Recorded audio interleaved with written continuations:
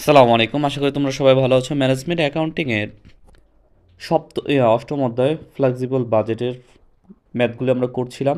দেখো ধারাবাহিকতার এটা একটা খুবই গুরুত্বপূর্ণ অঙ্ক। দেখো এখানে কি বলছে, following are the monthly budgeted for the manufacturing overhead of a core for the two level of a activity. Capacity আছে 60%, 100% দেওয়া আছে। দেখো ক্যাপাসিটি 60%-এ বাজেটেড প্রোডাকশন ইউনিট হলো 1,200 এবং 100%-এ 2,000। তাহলে ইনডিরেক্ট ওয়েজ হলো 1,200 টাকা, ইনডিরেক্ট ওয়েজ হলো তোমার 100%-এ 2,000 টাকা। তারপরে স্টোরস আছে 900, 1,500, মেনটেনেন্স আছে 1,100, 1,500, পাওয়ার অ্যান্ড ফুয়েল আছে 1,600, 2,000, ডিপ্রিসিয়েশন আছে 6,000, 6,000, ইন্স্যুরেন্স আছে 2,000, 2,000। আমাদের বলছে indicate which of the items are fixed, কোনটা ভেরিয়েবল কোনটা ভেরিয়েবল না, কোনটা সেমি ভেরিয়েবল কোনটা ফিক্সড, এটা আমাদের এটার থেকে বের করতে বলছে। আচ্ছা আচ্ছা, আমরা আসি।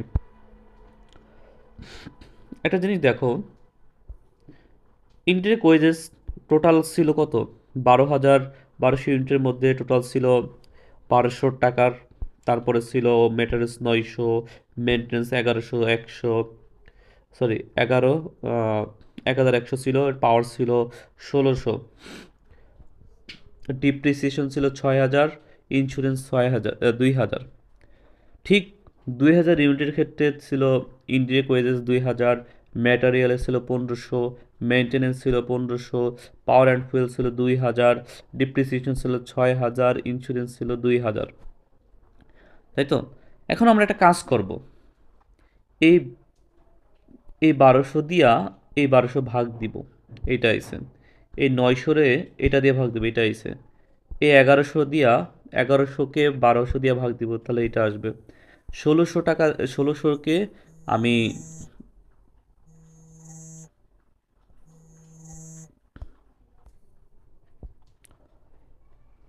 আমরা যেটা দেখলাম, আমি আবার একটু বলি, একটু কাজে ছিলাম। আচ্ছা, আমাদের এই 1,200 টাকা দিয়ে যদি 1,200 ইউনিটকে ভাগ করে আমাদের 1 টাকা আসে, 900 টাকা, 900 টাকাকে যদি, অর্থাৎ যে ছিল, আহ, এই 900-কে যদি আমরা 1,200 দিয়ে ভাগ দিই তাহলে আমাদের আসে 0.75। মেনটেন্যান্সের 1,100 দিয়ে যদি আমরা 1,200-কে ভাগ দিই, হ্যাঁ 1,100-কে যদি 1,200 দিয়ে ভাগ দিই আসে 0.9167।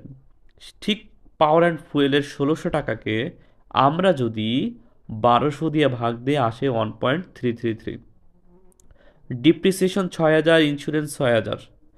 আমরা 1,200 ইউনিটসের কস্ট পার ইউনিট বের করে ফেললাম, এখন আমরা 2,000 ইউনিটসেরটাও বের করে ফেলি।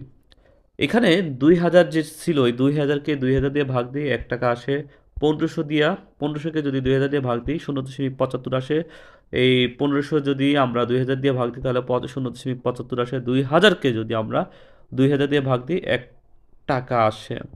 আচ্ছা, ডিপ্রিসিয়েশন দেখো যে টাকাটা আছে সমান সমান আছে, 1,200-র ক্ষেত্রেও 1, 2,000-এর ক্ষেত্রেও 1, ইন্স্যুরেন্সের ক্ষেত্রেও তাই। 2,000 আছে এখানে 1,200-র ক্ষেত্রে, 2,000-এর ক্ষেত্রেও 2,000, 2,000-এর ক্ষেত্রেও 2,000 আছে। তার মানে এগুলি ফিক্সড, টোটালি ফিক্সড।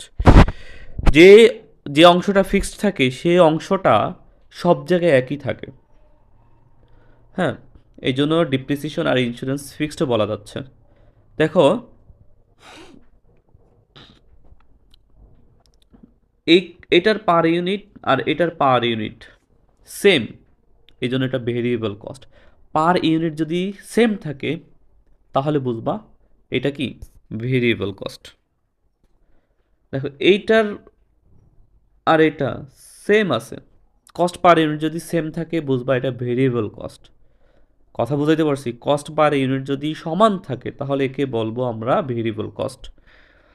তারপরে আছে কি দেখো তো, 0.9167, আর এখানে আছে কত, 0.75। তার মানে এটা কস্ট পার ইউনিট দুইটার সমান না, তার মানে semi variable cost.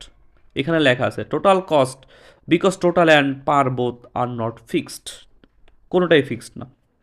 Total কস্টও fixed না, পার ইউনিট কস্টও ফিক্সড না। অর্থাৎ আমাদের কস্ট পার ইউনিট যদি, কথা বুঝো, কস্ট পার ইউনিট যদি এলোমেলো থাকে, যদি না মিলে, তাহলে এটা সেমি ভেরিয়েবল কস্ট। তারপর আসি পাওয়ার অ্যান্ড ফুয়েল 1.33, আর এখানে আছে 1 পয়েন্ট। তার মানে এটাও ফিক্সড না, এটা ভেরিয়েবল না। তার মানে এটা বোঝাচ্ছে সেমি ভেরিয়েবল, কারণ কস্ট পার ইউনিট দুইটারই ভিন্ন ভিন্ন। এই জন্য আমরা কি বলতে পারি, এটাকে আমরা কি বলতে পারি, সেমি ভেরিয়েবল কস্ট বলতে পারি।